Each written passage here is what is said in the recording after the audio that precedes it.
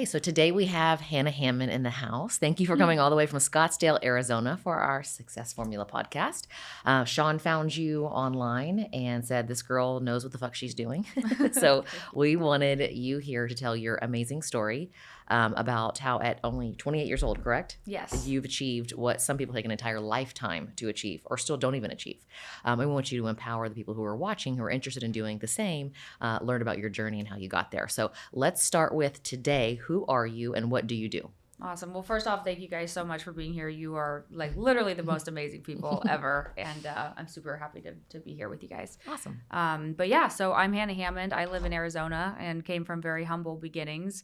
And just really grateful to be where I am today and just want to encourage anybody out there, no matter where you are, who you are, where you come from, and where you're at. It's possible, whatever you want to achieve. And I love that you guys have the quote out there that says, the ones who are crazy enough to think that they can change the world are the ones who do, because that's what I have on all my stuff too. That was always one of my favorite ones, and I was I always think looking it's for a his place favorite to put it, and quote. I'm like, you know what? I'm putting that right here. So when I walk in every day, I can see it, and it truly is, right? You have to kind of think that way, because a lot of people don't believe in themselves, and if you do, you can actually do anything, which you're a good example. You have done a ton, and you have the wisdom of a 50-year-old and a 28-year-old body.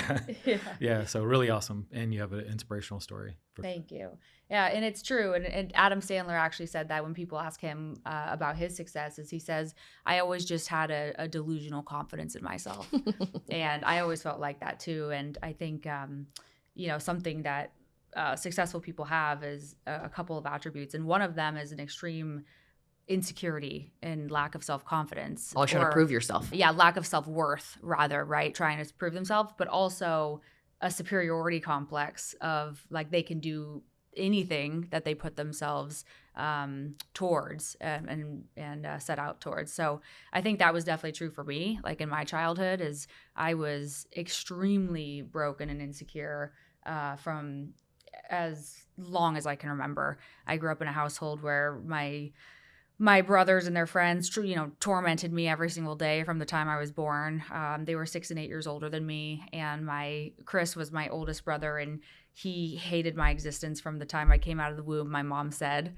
Do you guys get along now? Do you guys have a relationship now? Yeah, I mean, he's nice to me now, but he's basically homeless. So unfortunately, he's had drug addiction and alcohol addiction his whole life. So he struggles a lot with that, but he just has a lot of trauma and a lot of pain, and I'm going through that whole thing right now, so I really want to help him. But I think there's just been multi-generational trauma in my whole family. I think a lot of families in the whole world have that. No, same with mine. He didn't. Sean has a very normal family. It's really unheard of how normal his family is. Like awesome. His mom and had 7 sisters and a brother. They all love each other, and they don't talk. They all get around, the 5 of them that are left, I believe now, and they just laugh and giggle and tell old stories. I'm like, is that really what it's supposed to be like? Because mine was like, I fucking hate her. I haven't talked to her in 6 years. I threw popcorn in her face last time. Just constantly drama. Like you said, like the trauma and drama just kind of go together, and just kept kind of repeating the pattern, which it sounds like that's what was happening in your family from our conversation last night. But you were able to stop it and say, listen, I'm not doing this for myself. Yeah, I'm changing it, and I'm going to be better than all of you. And here you go. It's weird how some people take the same trauma and go duplicate the drug and alcohol route, and then do the same thing to their kids. And it's like, instead of just using it and going, well, I don't want to be like that. I don't want my family to be like that. And then doing the opposite. And you took it and used it as superpowers. Like, look, I'm gonna go prove everybody wrong, instead of just like taking trauma and then turning to drugs or alcohol to cope with it, which is what a lot of people do. Which is weird, right? Yeah. And that was the thing, is like my dad worked at a pawn shop when I was born, and he still works at that same pawn shop in South Phoenix, which is like a really bad part of town where I live. And he's made minimum wage his whole life. And my mom stayed at home with the kids because she had 3 kids. And so she would try to babysit to make some extra money. And eventually, once my 2 older brothers were old enough to take care of themselves, then she went and worked as a bagger at the grocery store. And then I was kind of left home alone. And I remember crying myself to sleep every night. And my brothers would pick on me all the time and drown me in the pool and, throw me to the floor, call me a cow, grab my fat rolls, like leave marks all over my body, and just lots of really fun memories growing up. But the conversation was always about money. And like my parents were fighting every single day. There was no love. I don't remember ever seeing them touch each other or be kind to each other. And my mom very much disrespected my dad. My dad very much disrespected my mom. And my mom was the man of the household, and my father was completely absent. He was always gone at work, and the Sunday he was home, he would lock himself in his room and just watch football. Didn't want to deal. Yeah. Yeah, he was just zone out. And so, you know, as a child, the conclusions I formed in my head was, you know, I'm unworthy, I'm unloved, I'm ugly, nobody wants me, nobody's going to provide for me, nobody's going to protect me, we have no money, I need money, I have no freedom, I want freedom, and I can't trust anybody, and I need to take care of myself. And so that was like my world from birth. And so everything that I lived for was trying to get freedom and trying to survive and trying to take care of myself. And although, you know, my family doesn't see, like, of course, my brothers don't think that they had a bad life. Right. Well, no, they think they had a bad life, but they don't think that they were horribly abusing me because they see it differently, right? And my mom and dad don't think that they were horribly abusing me because they see it differently. But as a child, you feel like. But I think that also has to go with like the pattern, you know, of abuse. Mm-hmm. Well, you had it better than I did, and anything better than what I had was easy, right? And that wasn't the case. My dad also, we didn't talk about this last night, but my dad also was, you know, tied up and had the shit beat out of him by his stepmom and dog food shoved in his face and whipped with, you know, the skinny stick, you know, and left naked in the garage. Even when his sisters would act up, he would be the one to get in trouble for not, you know. So even though my dad didn't beat the shit out of me, you know, because he didn't do that, he was very verbally abusive, then I had it so easy. And, you know, what a, what's the word we use today for all 20-year-olds and teens? I'm blanking on the word, but not entitled, but everyone, he thinks my dad thinks I was coddled or whatever. Mm-hmm. That I had it easier and that I should be grateful for his verbal abuse. You know what I mean? Yeah. But much like you explained, you know, it's a miracle, especially the people that I ran around with as a teenager, that I didn't end up in addiction. How did you not spiral into the situation that your brother is in now? What led you away from that? I mean, did you have a positive influence in your life, like an aunt, an uncle, or a cousin, or anything positive, or it was just basically hell everywhere you looked? Or mentor of some other sort, maybe. So I read Rich Dad Poor Dad by Robert Kiyosaki, and that gave me hope to get into business and entrepreneurship and have financial freedom. And so I just put all my life into studies. Like, I was always the best in my class. I have a stack of principals list, still to this day, flyers from kindergarten. I had principals list every single quarter of every single year, all the way through college. I graduated summa cum laude with a 4.0 through engineering school, got a full ride scholarship to college because I knew I didn't have a college fund or anything like that. And I still had the fear tactic of public school. Like, you have to go to college, you have to get a job, because I was afraid if I don't have a degree and I can't get a job, you'll never be anything. Poor. Yeah. And, but no, I didn't have a positive mentor. I never had any real life mentor. Actually, I would say the mentor in real life that I had was in high school. My first boyfriend, his stepdad was extremely wealthy, and he had his own health insurance company. And I remember he had a titanium black card. And oh yeah, that was real impressive back in the day. Yeah. Nobody has those anymore, by the way. I never see any of those. Yeah. But he had one, and they had like a $20 million house on Camelback Mountain, which is like the amazing place in Paradise Valley. And they had a penthouse in San Diego. They would take us there. They had a houseboat. They had everything, right? They had an amazing family. He had the pretty girlfriend that he bought her that house for. He wasn't even married to her, and they had a great relationship. And I was like, I want that. Like, that's my life. And I lived at their house. I didn't even go home. I wouldn't go home for weeks at a time. And luckily my parents didn't care, you know, where I was. And so, so that was kind of my mentor. And I remember the kids would be partying at the house, and they'd all be getting drunk. And, you'd want to talk to the dad? Right. I'd be talking to the dad all the time. And I built like a really strong relationship with the dad. And that was pretty much the only reason I was dating the guy, because I didn't even like him. But the exposure. Yeah, exactly. So that was my mentor kind of. And he called me his protege, and he's like, oh, you're going to come work for me sometime. And I didn't. I ended up starting my own business right when I turned 18.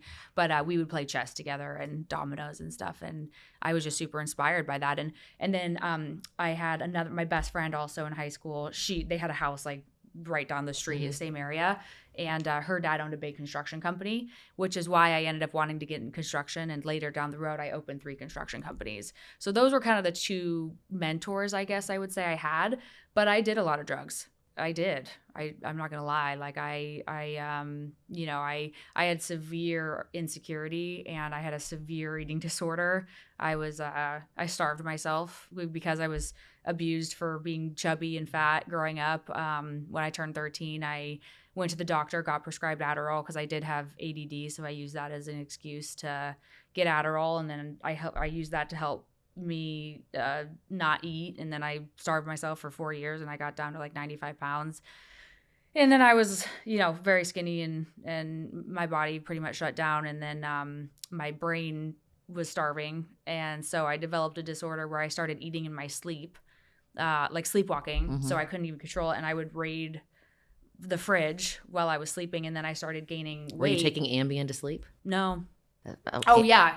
Ambien is where I had the munchies at night and wouldn't know until I woke up that I had eaten an entire box of cookies. Oh, I didn't know that. I wasn't taking Ambien because I wasn't prescribed it, but I was taking sleeping pills like over the counter, and I was smoking weed to sleep because I had really bad night terrors since I was a kid. I'd have recurring nightmares that someone would chase me through my house and hold me down and cut my heart open. I would have those like every night.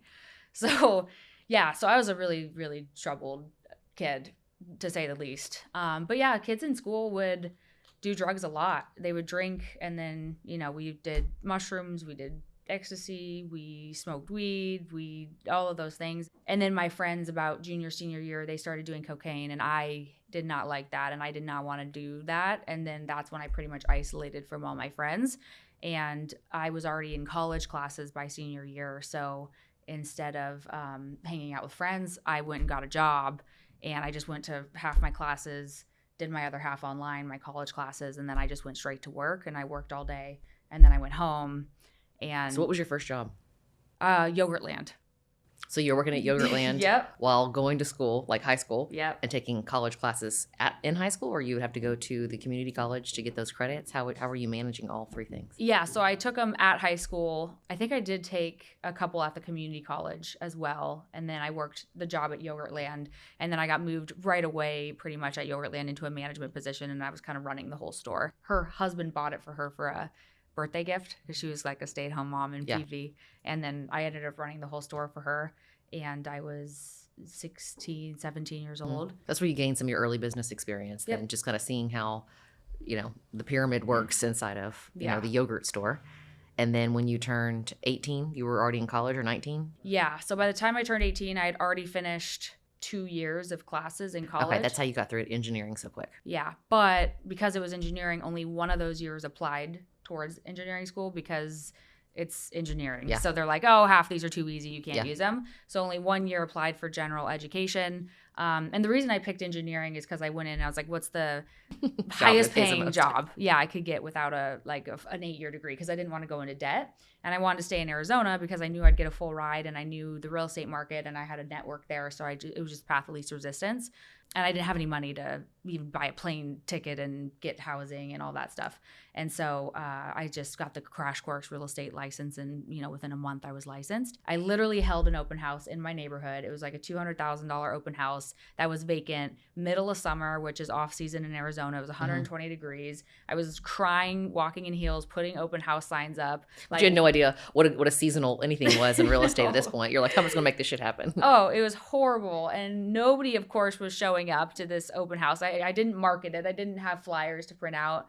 And it was just some agent's house listing. It wasn't my listing. And I was about to wrap up the open house after a couple hours, and the neighbor walked in.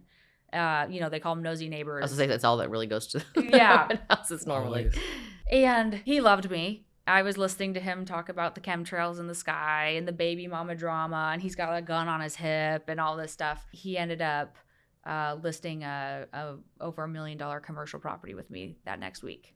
And that was my first deal. I sold that property and made $36,000, used that to buy my first investment property, which I moved into. And that's how I got in the furnished rental market business. And that's how I started my real estate portfolio. Were you working any other job at that time too? Or were you just relying on these commissions? Yeah, I quit Yogurtland because I had to start college. I was full-time college. And I moved into that house alone. And right after that sale, I sold a luxury home in Troon, also the same client, because he did a 1031 exchange. So I learned the 1031 exchange, had a luxury or a commercial sale, then a luxury sale, and helped him set that up as a luxury Airbnb. This was back before Airbnb was a big thing.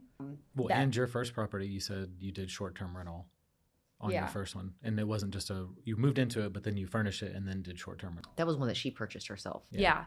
But I learned that because I helped him set up that Yeah. luxury one as a short-term rental. And then I just decided to do that with mine.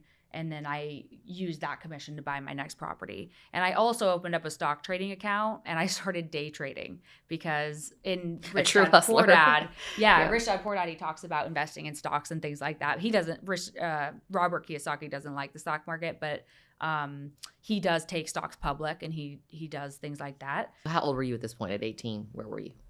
At 18, yeah, I was 18 when So I what year opened was the stock that? account. Oh, 2014. So 2014. Yeah.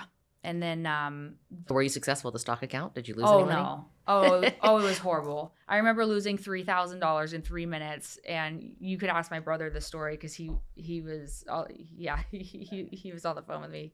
He saw it happen, and it was not fun. It was horrible. Day trading was the worst experience. Oh, and I put all my money in Washington Mutual. It's like, no way they're going to fail. But my entire tax return in there and gone in literally a day. Yep. It's like negative 18 cents. I'm like, how did that even happen? But yeah. It's gambling. Oh, Sean it's doesn't. terrible. Sean hates gambling and he hates the stock market. I have very, very, very little stocks. Me too. It's all real estate, yeah. I do have some. I've been trading. I started trading Bitcoin when it was just a couple $100 a coin, and then that was back when I was 18, and of course I had no money back then. I was like, I don't have time to deal with this. I don't have any money. I don't know. And then I got out of it, and of course, It's doing really well now. yeah. I reinvested way later, but. So it's the $36,000, the sale of your first commercial property, which is unheard of because usually you're boxed into either residential or commercial and you don't do both, like we talked about last night. Commercial is very much a good old boys club, friend to friend. They don't really have like proper listings or at least sites that is easy to purchase as it is for residential. So you jumped right into the hard stuff first. I won't say hard stuff, but hard to get into stuff. Made your first commission check at $36,000, instantly turned around and found your own property. How did you know you weren't making a mistake on your very first property? I mean, you're still new to real estate. No, I was terrified. Like when I was 18 years old, I was severe scarcity mindset of money. Like all that's been ingrained in my head is we have no money. We have no money. We can't afford that. It's too expensive. We're going to be broke. We are broke. Like all that stuff. Right. So, and there's no plan B for me. Like even now, there's no plan B. I lose it, it's gone, and I got to rebuild it. And so I found this property on market. I was thinking in my head, the crash was in 2008. It's now 2014. We're due for another crash. What if it's the peak of the market? I don't know if I should buy this. It's, almost all the money that I have. I don't have any backup plan. Maybe I shouldn't do this. Like all the things. And I just did it even though I was afraid. So how did you get that loan? I mean, because you're young at this point. You probably don't have any much of a credit built up. Did you do a hard money loan? Yeah, no. On that one, I didn't do a hard money loan. I convinced my mom to co-sign. Oh. Yep. So my mom co-signed on that one. It was $48,000 loan, $50,000 loan. So it was a super small loan, and my mom co-signed on it, and I put the rest of the money down, and then I put. I think I ended up putting about $20,000 into the remodel and just hired subcontractors, like the cheapest people I could possibly find. Like went to Home Depot. Yeah, went to Home Depot, picked out my own materials, hired a couple laborers, and then I bought the furniture on OfferUp, like Craigslist and OfferUp. Done that. And I still have the same furniture in there. Someone I knew actually gave me some of the furniture. Like So that's the one you do Airbnb. Yeah, one of them. I have a bunch of Airbnbs, but that was the first one, and I did so good. I mean, the mortgage payment on that one still to this day is $380, and I consistently have been renting it for $2,000 a month for 10 years. That's great. So it's a long term then. Is it a long term rental? I've been do, doing overnight? midterm on it, Okay. usually 6 to 12 months, but furnished. Okay. Yeah, so that's been working really well on that one. But recently, the Airbnb market, midterm and long-term Airbnb furnished rental market's been struggling in Arizona because it's super saturated now. And then also you say, it's very much a destination spot. So I'd imagine that, a lot of people were like, oh, this is great. Let's do Airbnbs here in this town. The Scottsdale is just, it's kind of like Fredericksburg is to Texas. Like everybody goes there for bachelorette trips. I feel like Yeah. it's a hot spot for the vacationing there. So how did you end up starting these construction companies? Is that what I heard you say? Yeah. Okay, so tell me more about those. Yeah. So I bought that property. I made it through college. I was like completely isolated through college. I lived alone. Didn't go to campus. I just showed up for the exams. I like never lived on campus. I didn't party through college at all. I just stayed at home. I was extremely depressed. Like I was suicidal, like all through college. I graduated in 3 years, blew through it, and then I got offered a job for Cat. And I didn't know what I wanted to do. I knew I wanted to have my own business, but I also was thinking, well, maybe I want to be a CEO for a big company, and maybe I should go to corporate America. Like I didn't know. And so I got offered a job for Cat. It was like around $100,000 a year, which to me was a ton of money. And I was 20 years old. And so I took that job. And what were you doing there? I was an engineer. And they moved basically mining engineering. And Okay. helping to, in the beginning, it was kind of like helping like mine site design efficiency and things like that. And then it was helping improve efficiency throughout their departments in their company. So improve profits, eliminate expenses, things like that. And then it was like an engineering management role. So it kind of evolved pretty quickly. And that was amazing and really loved that position. And it kind of helped with my depression because now I was around people again and I had a purpose, and everyone there like was telling me I was amazing and I was doing so well and I was moving up really quickly. And so that helped give me purpose and passion and things like that. But of course I was obsessive compulsive. I was working 100 hours a week and I was traveling around everywhere, but they gave me, a really nice car and they gave me a credit card and I was going out to eat really nice and flying on private planes. And so I got used to a really nice lifestyle pretty quickly at a very young age through working at that company. And then I was still selling real estate on the side. And I actually was making more money selling real estate on the side while I was working there. And then I remember the first paycheck, I told you guys this last night, I cried the first paycheck and because half of it was gone. And I was like, after taxes, insurance, 401k, and all the other BS, I'm like, and this is I'm an engineer. You're like, there's a miscalculation here, sir. Yeah.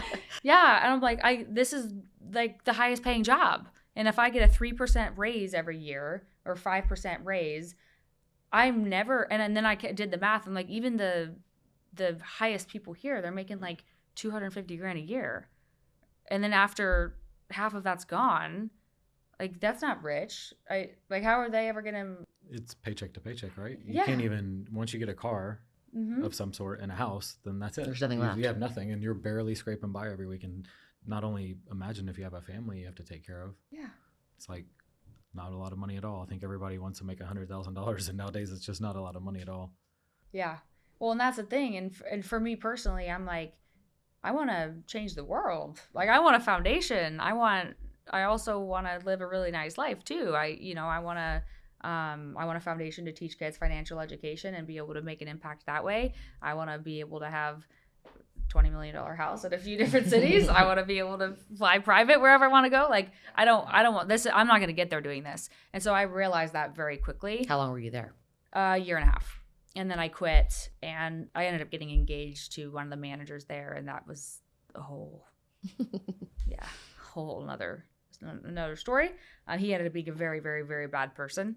And So you needed to get away from the job and him at that point. yes. Yeah. And so you're taking the leap full time with real estate. What was your next move? Like, what were you thinking? Like, I mean, how many houses have you sold in this past year and a half? I don't know about the two things, but I didn't sell a lot. I only sold like a couple houses a year. so it wasn't enough to match your income.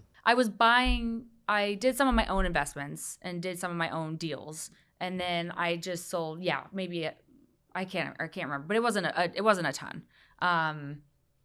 Maybe four houses a year or something like that. So it was a good amount of income. I'm pretty sure, because I remember it being pretty close to what I was making there, just as like my side hustle. But I ended up buying a one-way ticket to Hawaii because I was again feeling like, I don't know what I'm doing with my life. This isn't working out. This relationship is terrifying. Like I have, You just needed to get away. Yeah. To truly start over and let it go. Yep. Before you bought the ticket, did you have an apartment, a house, a car note? Like, how did you get out all that stuff? Or I had my car free and clear. I sold it. I had a few properties. I kept them. I just rented them. They were all rentals. You were serious. Yeah. When you took the one-way ticket, it wasn't just like, I'm going to go for a week or a month. You sold your shit and left. Oh yeah, I You were changed my starting number to over. a Hawaii number. Yeah, I got rid of my number here that I had my whole life. It's funny because the girl that now has that number still gets messages from people on that number, and she sends them to Does me. that sound familiar? I have the same phone, or I had the same phone for 20 years, and just too many customers had it, and people were calling me at midnight like, I'm trying to make an appointment, and I was pregnant and cranky, so I changed my number. And that poor guy was like, still to this day, this is not Gentry's phone number, lose it. Yep. Still Yeah. to this day. Yeah. So I moved to Hawaii, and a common theme in my life is anxiety and depression. So I thought that getting away from all this work and horribleness, I was like, maybe Scottsdale, Arizona is just a bad place to be. And the people here are bad, and I'm just overworking and blah, blah, blah. Well, turns out wherever you go with you. And so I went to Hawaii to escape my problems, but my problem was me. And went there. I was more miserable because I didn't have my identity, which was my work. And now I had just me without my identity and without anything to fill my voids. And I was on the most beautiful island in the world, and I still wanted to die. where were you staying when you went there? I stayed at my brother's house at first because he was in Alaska for the season, because he works in Alaska for the summer season. And then I ended up renting a house with a friend of mine out there that I met. And I immediately got my real estate license because I was going crazy with not working. And then the only job, I was like, what job can I work at here? Because everybody's like a beach bum, and they work on boats, and they make minimum wage. And so I was like, what job can I work here that's going to make good money? And I got my real estate license, and I ended up selling timeshare for the Westin Nenea, which was like a high-end timeshare sales. And that honestly was some of the best experience I could have ever gotten, because it taught me timeshare sales is brutal. Like, it is so much rejection. Can you imagine? It's so brutal. It is so bad, but it is really, really good sales training. And To hear no a lot mhm. makes you better Yeah. in any career. Yeah. And I recommend, like, anybody who, like, if you're getting into sales or isn't in sales yet, or, I mean, anything where you have to cold call or do timeshare or even like multi-level marketing, it's really good training. It is really, really good to get over the rejection, because it's just rejection. And if you can learn and get over that and become successful, then you can pretty much have the confidence to take on anything in life after that.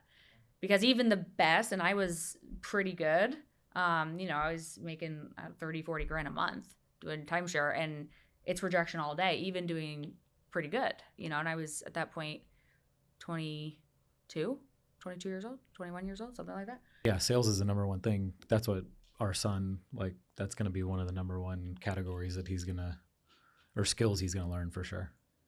Oh. You just get so much benefit from it in communication and rejection and everything else, and confidence, and learning how to talk to people and overcome things, and then close the sale, which is hard. And so you learn what people are going to say, what they're going to counter with.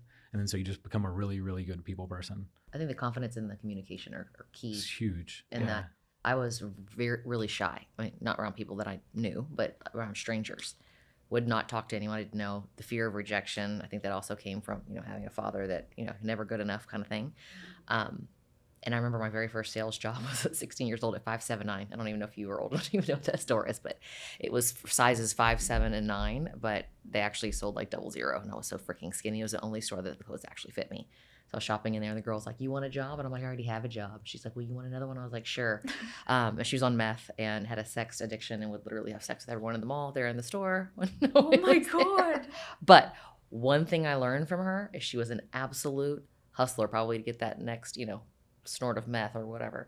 But she was like, who gives a shit if they don't like what you're showing them? Throw it over. And I saw it working. And I was just so scared. She's like, you didn't make those jeans? Who gives a shit if they don't like them? Throw them over.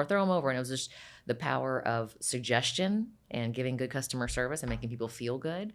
And I still took all of that with me and still teach that to my girls today, because a lot of people have a really hard time with suggestive selling. It's intimidating, and like you said, the fear of no and hearing it all day just gives you more confidence to keep going. And it's all in the power of numbers. We had somebody doing, like, what was it, book sales, and he's like, I knew that I hit 1,000 houses. All it took was that very last house of the day that I was going to make $10,000 on. You know, Everybody that's really successful had a sales job at some point in their life. Pretty much everybody. So you have to, like, Robert Kiyosaki talks about this too, because I'm friends with him and I see him all the time. He says, it talks about his rich dad and his poor dad. And he says his rich dad, his poor dad taught him, you know, be a good student, go to school, get a job, right? Get a stable job, steady job. His rich dad taught him, first thing, learn sales. Mm-hmm. Once you learn sales, the second thing, learn public speaking. And that's pretty much all you need to learn. yeah, communication and sales. Yep. That's like the two top things for sure. Public A speaking little was bit the of a little bit of way money works, and you know what the book teaches really. Yeah. So you're obviously really well spoken for your age as well. Were you always like this, or was it something that had to be learned through sales? Were you shy as a child, or? No, I was just You always like been like that. that? Yeah. My mom said I was having full conversations when I shouldn't have even been talking. Like, I started talking well before normal people start talking. And she said people in the grocery store were like, why is that baby talking to me? Yeah. So it was just, I never actually had formal sales training ever. The only little bit of sales training I had was the timeshare training. And it was like a 1 week, you know, course, in-person course. And they would just talk about building commonality with people, like genuinely compliment them. They talked about a little bit about mirroring body language and things like that. Like, if someone's more aggressive sounding, like, kind of mirror their personality a little bit, or if they're more dry, kind of mirror their dryness a little bit. But I you never have to heard be- that, but I do that naturally. I call it just like being a chameleon. Yeah. Adjusting to the person to make them feel comfortable, matching the energy. Do you guys know Chris Voss? I don't know. He's the have you read the book Never Split the Difference? Mm-mm. I think I read it. It's been a while. Is really good. He was a FBI hostage negotiator. Yeah. He's awesome. He's in Genius Network, and I saw him speak, but he talks about a lot of those sales things are good, but you got to be obviously really careful, because if it's not genuine, you don't want to be weird about it. And so I never really think about that stuff. I just try to be a natural, normal person, and I'm genuinely interested in people, and I think that's why I'm just naturally a good salesperson, because I just really care about people, and I really want to listen to what they have to say, and I really want to serve them. That just comes off authentically. Also, doing something 1,000 times is when you get good at it, right? And so I think that's what people get frustrated with. They're like, I started this sales job, I'm not any good. Well, no shit. Like, you gotta do it 1,000 times and they're gonna get good at it. Same thing I told her when we started this podcast. Like, if we do enough of them, we'll be really good at the podcast. But also, like, that's kind of like your years where you're developing who you are. So all of that stuff was instilled to you early, and it made you who you are today. Mm-hmm. So how long did Hawaii last? Just over a year. Yeah, I was in Hawaii, met a guy in sales training at timeshare, got into another relationship. That was fine. Everything was fine. It started going well in Hawaii, but I really didn't enjoy timeshare. Shocker. But it was really good training. And then COVID hit and everything shut down. Yeah. And I think we were all hit really hard with COVID, and Hawaii especially. They're a liberal cut off state, travel, and yeah. everything was cut off. Like, all travel was cut off, all stores were boarded up. It was really hit hard. And the person I was with just wanted to, smoke weed all day and wait for the government to give you a check, yeah. Give us checks, and we'll just see what happens. And I'm like, I'm not going to settle for this. Like, I'm going to go start a business, and I'm going to get on with my life. And so I bought a house in Arizona, and I started 3 construction companies in the middle of COVID. Which is probably the only thing doing well during COVID. Yeah. And so we split up. I went on my way, started those companies, got into another relationship. So my relationships, which has been a common theme, which has been my most difficult challenge in businesses throughout my entire, call it, decade of entrepreneurial life from 18 to 28, where I am today, is because business is my love language. And business is the only way that I'm accessible. Like, I don't go on dating apps. I don't social, like, I don't really have much of a life outside of business. And so the only way I meet men is through business. And that's like where my passion lies. And so, and I love to work with people. I like it's always more fun to build with somebody than alone. And it's not like I meet single females every day who are looking to build businesses together. Like I've never met one. You know, I meet female in business, they're married. Yeah. They already have business partners. And so it's been really, really challenging for me. And I still struggle with it a lot because it's kind of depressing to think like, oh, I either have to do business alone for the rest of my life and I can only have employees. Yeah, they just find someone to match your energy. Sean, I didn't at first, but that was a struggle because I didn't own a business. I was working at Neiman's and I didn't understand. And I left him because I was like, I want someone who wants to go do shit with me, not look at his fucking BlackBerry all day and like, hello, I'm here. But he worked literally every waking hour, 18 to 20 hours.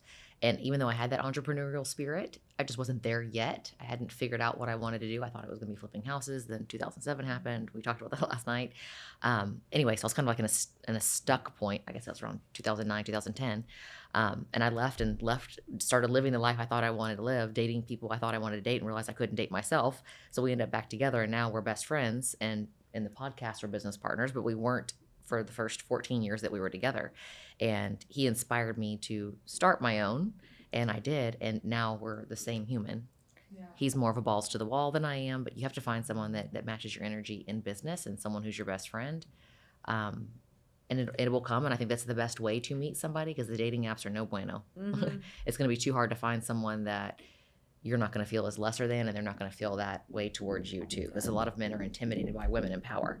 He is not. That's why we're together. He lets me be me, doesn't ask questions. If I'm gone too long, I don't get like, why were you gone for so long? If I'm out with my friends or on a vacation, he's not texting me and calling me the whole time. Like, what are you doing? Why don't you call me back? Like, I see that with my friends and I'm like, ugh, babe, I love you. I'm so glad that you're not like that because I couldn't. You have to just find someone who can match your energy. Also, you don't really have to do business together because we didn't for a long time. Everything was separate. You always swore we would never do it. You're like, we will never do business together. And here we are. See, that's amazing. But we got to come home after work and then we'd have dinner no matter what happened during the day. Then we get to talk about our day. And you're still talking about business the whole time. You're still a partner. Yeah, you're still a partner and she bounces ideas like you told me this morning. What did you say this morning to me? You're my best friend. See? So we share. I can learn from him and he can maybe sometimes learn from me. I think you learn the communication stuff and social media from me. But mostly it's me learning from him. Me being, a crazy female and getting emotional about business. He's like, whoa, slow down. Yeah. This is the way you need to handle it, and always being 5 years ahead of me. And I just have a little bit more experience, and so I've made way more mistakes. And so I'm like, hey, don't make the same mistake I did. Do this. So that's it, though. She runs everything herself. I've actually give her very little advice on her business. You guys have the relationship that I would want. I like that you kept your businesses separate from your relationship. And now, I mean, you guys have a podcast together, but over the past 14 years, you've kept your own businesses because what I found is it's when you intermingle your business and your relationship together, both end. Yeah, they both end. And then I've had to restart over and over and over because I've never held firm on it's a hard line in the sand. And so now I have a hard line in the sand. Like I'm not going to intermingle my business and my relationship together, which is it's going to be a challenge because I keep doing that. But I've definitely learned like after the fifth time's the charm. No more not gonna do that anymore. But it's a good lesson to learn early too. And then you don't need someone else to make yourself successful. Obviously, you can do this on your own. They can support you in other ways without being a partner. Yeah, be a partner in life and not business. Yeah, and I think it's hard to find a man that a lot of them are intimidated by women that don't need them. Yeah, right? I've been in that situation. Yeah, where he was complaining. One guy I dated, before him and I got back together, he was complaining about the tires on his car and how expensive they were at BMW. Well, he didn't say BMW, how expensive they were. And I was like, well, what kind of car is it? And he's like, oh, listen, gold digger. And I was like, I'm not asking what kind of car you have because it's going to turn whether I fuck you or not. Like, seriously? And I was like, well, don't complain to me. Like, I try to give him a solution. I was like, well, have you tried Tire Rack? Because usually you can get them for a lot cheaper. You can have them shipped to one of those places. They'll put them on $50. It's like, I don't need your help, which then turned into more, which then I started to realize, like, he was intimidated that, I was an entrepreneur and a business person, obviously more successful than he was, and it became an issue. And I'm like, well, that will never work. No way.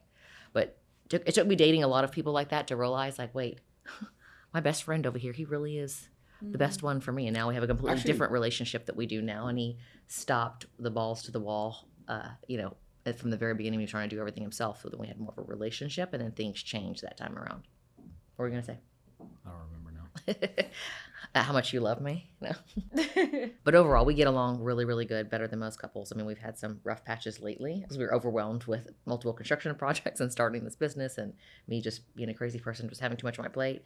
But overall, we have a really good relationship, and we can communicate and talk, and we never just respect each other, and we don't call each other names, because I think kind of like, what your brothers did to you, what you said earlier, once you cross that line and you go there, it's hard to go back. So just never let yourself go all the way and just separate yourself when it gets bad, especially from someone who has a lot of trauma. Just separate, like, I'm going to go to this room, I need some alone time, and just shutting it off and not letting it, ruin your relationships. Yeah, because once you feel betrayed or the trust is broken, I mean, you can't. It's hard to build that back. Yeah. I know what I was gonna say. I was gonna say that I feel the opposite. Like I don't want a girl that needs me all the time and is like super needy, and like I want the opposite. Somebody that's a little bit independent and you would never can do it themselves. No, and it's okay. It's just like I have so much going on during the day. It's like I don't want to come home and it's like have to like tend to them. Come watch a movie with me. No, it's not. Hold my hand. Yeah.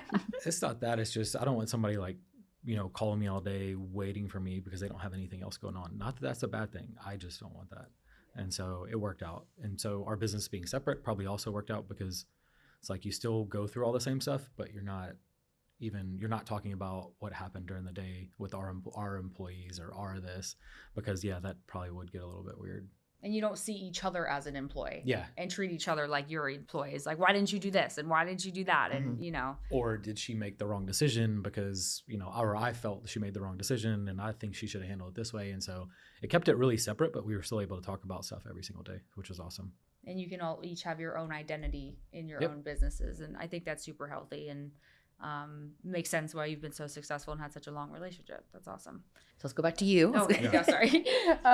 Yeah. Tell me about the construction businesses, because you kind of glazed over that. So what were you doing in the construction side? Yeah. So the reason I got into that, I had been inspired from my friend's dad who had the general contracting companies, and they were very successful, and I was really motivated by that. And then I moved back. I met a guy who was moving to Arizona to open up another roofing company because he had a big exit of his roofing company in Colorado. All of that ended up being lies later on. He did sell the company, but it was not anything that he had said. And then my stepdad had been a glazer, like a glass installer, had a small glass company for many years, just a one-man show. Just learned what that term was this morning. Totally separate. That's weird. Oh, interesting. It's like I've never heard that before. I was thinking like the liquor distributor. Yeah. But I never knew it was a glass maker. Glass maker, yeah. So that was my stepdad. So he had been wanting me to start a glass company. And then I randomly met this guy who was starting a roofing company. And I had always wanted to start a general construction company because of this person. And I had this dream in my head of having a general construction company and investing in multifamily real estate and having property management and kind of having everything under one roof and doing value add renovations and doing that thing. And so met the guy and he's like, well, I'm getting my GC license. Why don't we just partner together? And I'm like, great, I'm starting this glass company. You'll get the GC license. You're starting the roofing company. We'll just partner and we'll have the three under one umbrella. So we ended up doing that. We ended up growing really quickly. He had severe trauma, I found out, like raised homeless. Dad was homeless drug dealer, lived under a bridge in Phoenix. He was a severe alcoholic, which I found out. He would like sneak alcohol in a cup and pretend it was tea. Like I couldn't smell fucking Jack Daniels on the couch at night. Anyway, but it did all these different things. But the nice thing was he did have business experience because he did build a pretty big roofing company. And so it helped me get the confidence and obviously had a partner to build much quicker. And we built to like 100 employees very quickly, which isn't a lot for a roofing company because you need a lot of labor. So we built pretty quickly. We had a bunch of glass trucks on the road really quickly, built up a ton of accounts. Because of my real estate brokerage experience, I was able to partner with a bunch of the brokerages as like a preferred vendor. So we were commercial and residential glass, installing everything from like commercial doors to windows and showers. We were doing Topgolf windows and glass, things like that. We were remodeling Whataburgers. We had that account. So we were growing and growing and growing, but I was so stressed out. I was like, oh my God, that was one of the most stressful times of my life, just pure exhaustion. I had no place in the business. I didn't have respect for my employees because I didn't know construction. Were you doing sales? What were you doing like as your role? I was doing sales, customer service, managing everybody. And I was basically the CEO. and he was like COO. And so we had a general manager that was kind of overseeing all the books and all the finances, everything like that. And it ended up being this whole nightmare. And I was just so unhappy in that. And then same thing happened. It was supposed to be a business partnership. Then he wanted to be with me, and I didn't want to be with him. And then it just ended up being this whole toxic thing. And so I ended up getting out of those companies and just kind of walked away. And that's when I decided to start the real estate brokerage and the lending company. So then you go back to real estate Yeah. full time. Yeah. So January 1st of 2022, I launched the firm, which is my real estate brokerage now. And I had been doing real estate for 10 years. Like I kept trying to leave it. I kept trying to go do something else, find something else, be something else. And I don't know. I think I just had too much of it, like an ego. I didn't want to be a real estate agent. You know, I like looked down on real estate agents. I felt like that's what everyone did when they had nothing else to do. I don't know if that's what it was, but maybe I had some stigma around it, or I'm not sure. And so I decided to open a brokerage because I wanted to do commercial and residential. And nobody lets you do commercial and residential. It's one way or the other way. And commercial agents, because when I had the construction companies, I had to lease a shop, a warehouse, like a flex space. And they're like, oh no, it's a different license. We can't even pay you a referral fee on it. Da da da da da. Complete bullshit. They just are shitty humans, and they want you to stay in your lane, and they don't want you to come in their lane, and they want to keep everything to themselves. It's the same license. There's no requirement. There's no restriction. I've even heard that too. Is it like that in Texas too? Is there a special I license can't to do even think commercial? of one real estate brokerage in Texas that, or all the ones that I've worked with, that has both residential and commercial in there. Not for any reason. I've never asked, but I can't think of one that I've ever worked with. There's like, oh yeah, I can list your commercial property, because I do both. Like I sell luxury flip houses that we flip ourselves. I don't really rent as much single family anymore. We got rid of all those, but I do a lot of commercial work. And then, you know, we sell buildings sometimes. Mainly we buy and hold. But I know a lot of residential realtors that are great. But then I'm like, hey, I got this building. It's actually close to our old flip. He's like, nah, I can't do that. Yeah. It's like, why not? You're actually really good. I'd rather use you than somebody that never answers their effing phone, which is like most of the commercial brokers. Yeah, they don't. Dude, it's so terrible. I drive around. I am a buyer, and I will call. Nobody calls me back for like a week. And I'm like, I finally like just text or send messages. I'm like, hey, I want to buy your Just find building. out who the owner is. Yeah. Yeah, and I'll end up calling the people off HCAD and like call and see who the owner is, and then get in touch with them. I'm like, hey, your broker didn't answer the phone. Like, I really want to buy this building. And so that's the majority of commercial guys. And so when I find one that actually answers the phone all the time, it's like, you're hired. Yeah. It's like you literally, that's all you have to do is just answer your phone and communicate. That's it. And you'll actually lease and sell a bunch of commercial buildings. It's so bad. It's so bad out there. And the two main reasons is the insurance is different. Commercial insurance is much more expensive than the residential. And so you would have to either have two separate entities, a commercial entity, which would have to have its own broker separate from the residential entity, or you'd have to have commercial insurance that covers all your residential transactions. So that's a big reason they split them up. And also residential agents have to all be a part of the realtor association. You know, they call themselves realtors, which is what gives them access to the multiple listing service. And if one person at the brokerage is a realtor, everyone has to be, which would require all the commercial agents to be, and commercial agents don't need access to the MLS. And they don't want to abide by a code of ethics, so they're not. So again, if they didn't want to do that, they would have to have two separate entities, two separate brokers. So that's why they're just like, we're two separate things. And CoStar is a whole separate, you know, listing service. It's not an MLS. So they've just always been separate because they, like, the contracts are separate, everything's different, and that's why they've just kept them separate. But the license is exactly the same. So there's nothing that's making you keep them separate, Yeah. which is why I decided to Some extra hoops to go jump through. Yeah, there's just a couple extra hoops. So like people that come to my brokerage, they want to do both. They pay their $500 a year to be a realtor. It's not that difficult. Yeah. Like it's that's it. Like, and then I pay for insurance. It's not that big of a deal. So how many people do you have on your brokerage now? I have about 15 agents. So we're a boutique. We're small. I don't have a desire to build a big brokerage. Are you really particular about who you have join your team? Extremely. I can imagine. Yeah, because I do not want. After working construction and knowing what it's like dealing with people Mhm. and contractors, Yeah. you only want people that are like power players, it sounds like. Right. And the only reason I really opened the brokerage to just save on my own commissions and to be able to do my own transactions and not have to pay massive splits, because industry standard splits on commercial are like 40 to 50%. It's insane. So I make, $300,000, I'd have to give the brokerage $150,000 of that. I'm not going to do that. And so at my brokerage, I keep all $300,000, and then I invest in real estate, and then I don't pay taxes. So I really keep $350,000. So, and then I can do the residential deals in the same concept. So I'll allow agents to come aboard, and then I keep a percentage of their transactions as well. How many of the 15 brokers actually do both like residential and commercial and have listings on both sides? I would say most of them do both, except for 3. Yeah. So That's most a of pretty them good do both. percentage. I would figure it was like kind of skew one way or the other. Like, Yeah, no, most people who are only commercial generally go to an only commercial brokerage. Most people who know me through residential because I've been at residential brokerages beforehand. But now recently, more people are coming who just want to do commercial because, That's cool. and I'm starting to lean towards, I'm actually considering just only hiring commercial agents, and I'll just allow them to do like friends and family residential deals, but I'm starting to just only hire like commercial focused only. So where do you see yourself in 2 or 3 years? I know you have a new business on the horizon. Yeah. So I love private lending. I love being the bank. You know, I had done some flips and real estate investing, and working with private lenders was a really interesting experience because I never knew. Most people don't think of being the bank, right? They think the bank is a bank and it's not individual people. And so when I realized that individual people lend money and that I could be that person, that I got really excited by that. And my lenders were always making money on the deal.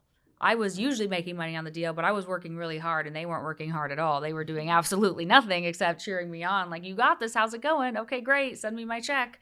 And so, I talked to this guy who was lending me money, and he lives in Arizona. He had $10 million, and he said he just loans it to, by referral only and on fix and flip deals. And he charged 12% interest, 1% a month, and no prepayment penalty. And I was like, okay, great. And he's, super elderly guy. And he said, yeah, it keeps me busy. I love it. Keeps cash flow coming in. And I'm like, cool. Well, this sounds great. I don't have 10 million that I want to lend out right now. So I want to start smaller because I have never done it before. So let me and I also want to make more interest. So let me find some states where I can lend out smaller dollar amount loans at a higher percent interest for shorter term. And so that's why I started going on some fix and flip boards on Facebook. Because just like you, social media is always where I built all my business, just organic social media stuff. I just said, hey, I'm a private lender, quick funding, whatever. And I started doing like little $50,000 to $100,000 loans. So how much money did you have in your little put aside to start lending in the beginning? Was it 500,000? Was it $1 million? 500. So you had $500,000, and you're like, Yeah. I'm capping them at 50,000 in the beginning. Yeah. And crossing my fingers and hoping for the best because I don't really know a ton about this. Yep. But we're gonna figure it out as we go. Yeah. So the first one I did was 100,000, and that was actually in Arizona, and it was a same day transactional loan. So you guys know what wholesaling is, right? Yeah. So wholesaling is basically, let's say you find a really good opportunity to buy a property for $300,000, and you know that you could sell it as is today for $400,000. You're just getting a really good deal because the person just wants cash, wants to sell it now. So you're like, great, I'm going to get it under contract for $300,000, and I have an investor who will buy it today for $400,000, and I'm just going to flip the contract, and I'm going to take a $50,000 profit. Others assigned? Yeah. Yeah, and or I know what that signs. means. Yeah, you're just buying the contract. Yeah. Which when I used to do single family homes, I bought a lot from So wholesalers. brokers are the ones that actually, when you do those things, those quick turnaround, wholesalers are the ones that, pay for it cash. They wire the money right away, and then you're buying it from them, or how does that work? No. So the wholesaler will just get it under contract. So basically, if I bought a property, if I So got you're not technically buying it today, as in bringing the cash to the bank you today. never do anything. So let me say, if I buy $100,000 property and I get it under contract, and I'm like, man, I know Gentry's looking for properties, and I can probably sell this to her for 120. It's usually the margin. It's not, sometimes you can get good deals on commercial wholesale stuff, but then I know Gentry will pay 120, and so I go, hey Gentry, I'll assign this contract to you for 120, and so you go close on the property, and then I get my fee from the title company when it closes. I never did any money out of pocket or anything else besides advertising and trying to get the property under contract. And that's the hard part. It's almost your wholesalers are actually, the good ones are worth it because they sit there and make calls all day long. They have to go view the property. They have to get pictures. I mean, it's a lot of like legwork to actually provide enough information to the investor to make a decision on buying the property. Well, that's how Jeremiah made his first $10 million, wholesaling mobile home parks. Yeah, just on a bigger level. Most people wholesale single family homes, when they make 10 or 20,000, but wholesaling is the lowest hanging fruit because you don't need any money. The only money you need is the amount of money for earnest money just to get it under contract. And there's even lenders called Gator lenders who will lend the earnest money. So you technically don't need any money, you just need time. I actually didn't know that. Yeah, I've done that too. Yeah, Gator. It's called Gator lending. There's whole companies that'll do that. So that's the concept is you just tie up If you're a the good contract. hunter, if you're a good hunter and a good treasure finder, you could do it for $0 and make what, 20,000? However On much. $100,000 Just depends on. Yeah, if it's residential, the margins are a little bit tougher, and you're going to make $10,000 to $20,000. Yeah. Commercial is where you can make way more, just because if you can get the right deal at the right value, some old guys like selling the properties, retiring. But you don't get your earnest money back if the brokers don't want it. If the numbers don't work, the brokers aren't going to take it. Commercial is a lot easier because it's like you can get 30-day feasibility. You just get longer time frame. Residential is a little tougher because you got 7 to 10 days to try to make something happen and find an investor. Before, you had to build like an investor list. So you'd have to do that, or somebody would have to give you access to it. Now there's a bunch of online sites. There's programs, and you can just say, hey, I have this property under contract, and there's a whole ton of investors that can go look it up on that, software. Yeah, like Investor Lift. Investor List, Investor Lift, yeah. Yeah, but you could still get your earnest money back because you still have a feasibility period. Yeah. Usually it's 7 days, maybe it's 5 days. It's whatever you negotiate, and that's how long you have to find an investor to buy it at your assigned price. Yes. Yeah, and so if you have a really big assignment fee, then that's when you want to double close it, and that's when you need the full amount of funding to actually close on the property, which I'll also fund those, and then you immediately close after it because you don't want the investor to see how much you're making. So that's the other thing is like if you don't want somebody to see the fee, you Make have your to close on margin it, and then the same day you close on it at the same title company with the investor. If not, they're gonna see your fee on the title. On the HUD. And so on the closing statement, negotiate. No. But on the closing statement, they're just going to be really mad, probably. Yeah. Like, what? You made $60,000 off of me? Like, Sure did. Yeah. So it's a little bit shady, and states are starting to bring in more regulations around these things. Like there's some states are starting to require like disclosures around like, hey, we are a wholesaler, we are making a profit on this assignment. Some people are requiring a double close to happen where you actually have to bring in the money to close. You can't assign a contract. So these are becoming more regulated for like consumer protection laws because elderly people are being taken advantage of, or buyers are being taken advantage of, and things like that. So I'm sure that'll continue to happen, but this is how people are making a lot of money in real estate without having any money, and this is where lenders like myself are able to come in and help assist with these transactions and make money. So my first deal, my title company that I work with a lot, she calls me up. She said, hey, there's we need transactional funding. My client needs transactional funding. He found this property. He needs $100,000 today. We already have the back end funded. So the end buyer already has their money wired in. Mm-hmm. Oh, that's a good The deal. wholesaler, zero risk. Back end's already funded in escrow. The wholesaler just needs 100% financing to close the front end, and it's a double closing. What'd you charge them for that? $10,000 for $100K. So I wired $100K in. I got $110 back in an hour. And that was my first loan I ever did. And that was like, You're like, that was yeah, like blood baby. in the water. I was like, oh my God. I was like, okay, I don't want to flip real estate anymore. I want to be a lender. She's like, I worked for 6 months flipping a house and made 10 $10,000. Yeah. Yeah. And so I'm like, this is really nice. I really like this. And so that's transactional lending. And if you could make a whole business just out of transactional lending. Those are obviously super, super safe if you have a relationship. The problem is you can't pick the title companies usually. Yeah. Like I knew her and trusted her and knew it was already good. But usually that's not the case. Like usually the back end's not already funded, and there's always a chance it doesn't close for some reason, and then you get stuck with the property and whatever. Yeah, and I've also heard that, not heard, I know that life is not always as great in lending. How many loans did you have go south, and did you end up doubling your $500,000 in a short period of time?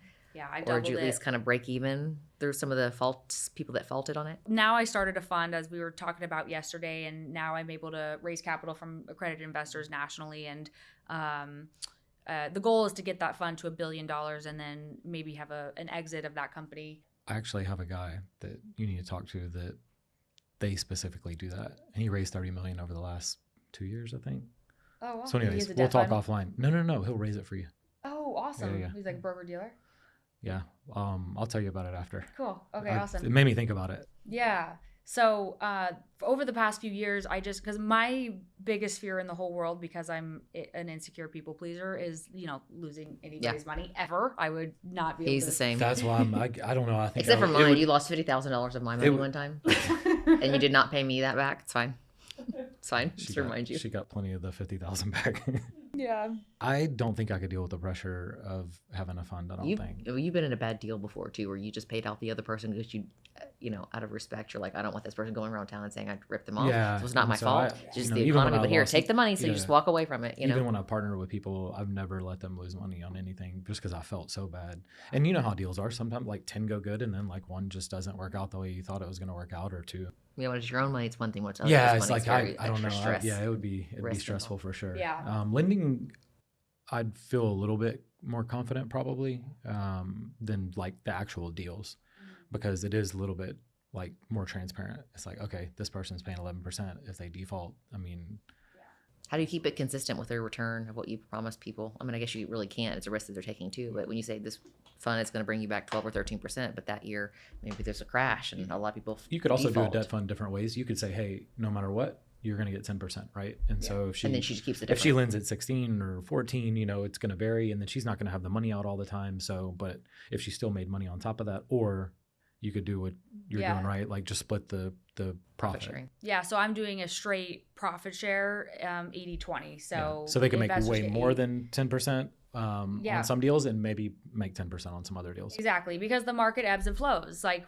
right now, interest rates are about 12% on hard money, but if interest rates drop a little bit, they may come down a little bit. And the problem is, if I just say, okay, you get 8% and I keep the rest, that I have a gun to my head to always pay 8% no matter what, and that could cause me or my staff to make poor underwriting decisions and we got to get the money out because we got to pay the interest, and that is not a good situation, right? Or if there's defaults, then that could cause the fund to blow up. So I like this better because it's like we're all in this together. We're gonna do smart loans, good underwriting. Sometimes they may be a little lower, sometimes they may be a little higher, but we're not gonna make any decisions that's one-sided. And as the market ebbs and flows, we're in this together, and we're truly partners in this. And so I think as long as there's integrity and we're not doing anything that's gonna, like, I can only control what I can control, and I know that everything I'm going to do is always going to be with the best integrity that I could possibly have, and with the best underwriting and the best talent and employees that we could possibly have.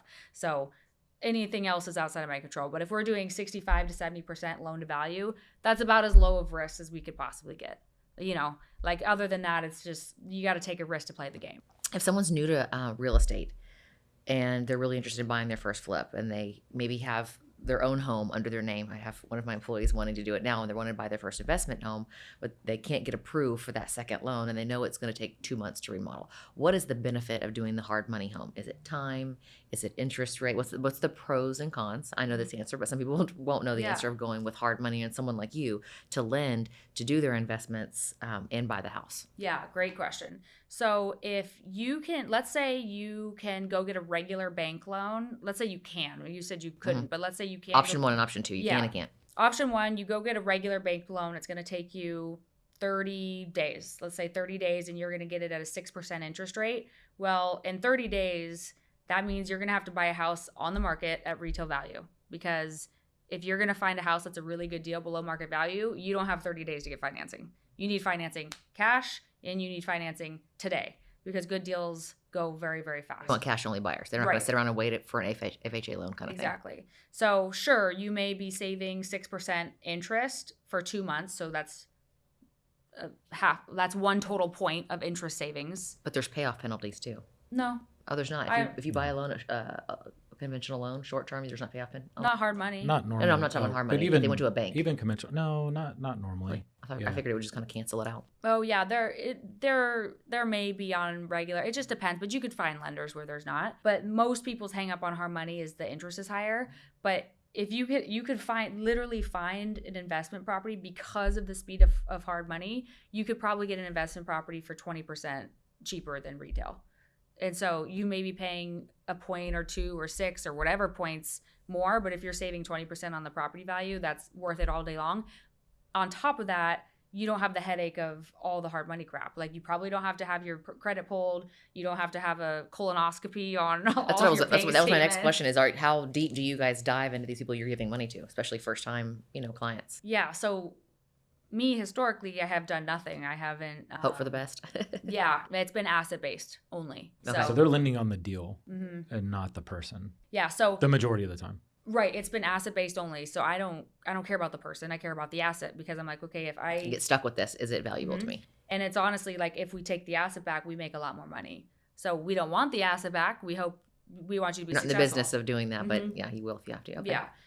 But as the fund grows, and that's why you'll see a lot of these big funds that are backed by institutional money, they are a little bit more like banks. They do usually soft pulls, but some of them will do hard pulls, and they will ask for bank statements, stuff like that, because they are selling all their notes in packages to large banks and institutions, and so they do have more requirements and things like that, and those do take a little bit longer, but they're still easier than a normal bank loan. So yeah, I think private money is always a great route to go. And the nice thing is there's so many different private lenders. There's people that will lend it, like give you the money in 48 hours. That is just a single person. That's true private money that just looks at the asset in 5 minutes, and you just need a title Like the $10 report, million insurance. guy. Yep, that guy.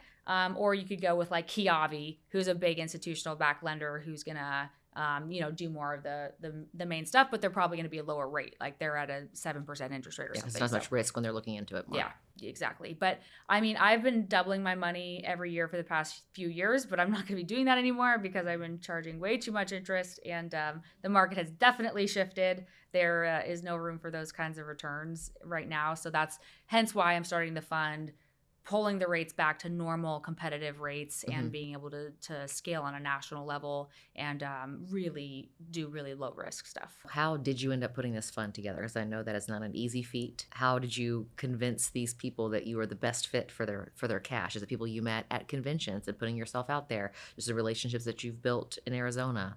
Like, how did you get there? Because I know that wasn't easy. Yeah, so I think just over the years, people have always asked me if they could invest with me because they see what I do and they see my passion for what I do and they see my integrity. And I think people just really trust me a lot. And they know that I would never screw anybody over, and I'm really, really honest. You could literally try to pay me $1 billion to lie and I wouldn't be able to do it because I'm a really bad liar. Like you would see it right on my face. And I'm obsessed with what I do. And so I just really wanted to go through all of the bad stuff first before I ever would have been brave enough to start raising capital. And I feel confident enough by this point because of the defaults I've gone through, because of the rules that I now know and the regulations that I now know, and because of the attorney relationship I now have with the best attorney and the team behind me, that I feel comfortable to do that. Yeah, that's where we're at now. And I've just kind of been building a list of investors who have been interested over time. And now we'll be able to go to them and raise capital. But because of the size I want to be, I do, I'm still kind of toying with the fact I do maybe want to go more of like the IRA and family office approach, not institutional, but not necessarily retail, and kind of try to get larger lumps of cash just to grow a little bit quicker. Well, Sean's been watching you for a while and says you're doing all the right things. You're reading all the right books. You're going to all the right conventions and seminars and meeting all the right people and putting yourself in front of these people and letting them know who you are, that you've made these huge strides at such a young age. So I'm really proud of you to hear your story, especially where you came from. And I know it's not easy and some of that trauma can follow along with you, but I feel like you've gained a ton of confidence over the years. And I think sometimes being beat all the way down to the dirt and like getting yourself back up again and knowing that if it happens again, I've done it before, I can do it again, and not being scared of what the future holds, or if something doesn't work out, that yourself and you're a hard worker. So no matter what it is or what subject it is, that you're going to be easy to adapt and self-motivating to get where you want to be and to meet your goals. So I'm very proud of you. Thank you so much. You guys are absolutely amazing. I'm really, really happy I met you, and thank you so much for having me here. Well, I'm sure we're going to be having you back soon in the next couple of years so you could tell your story of raising billions. Yeah.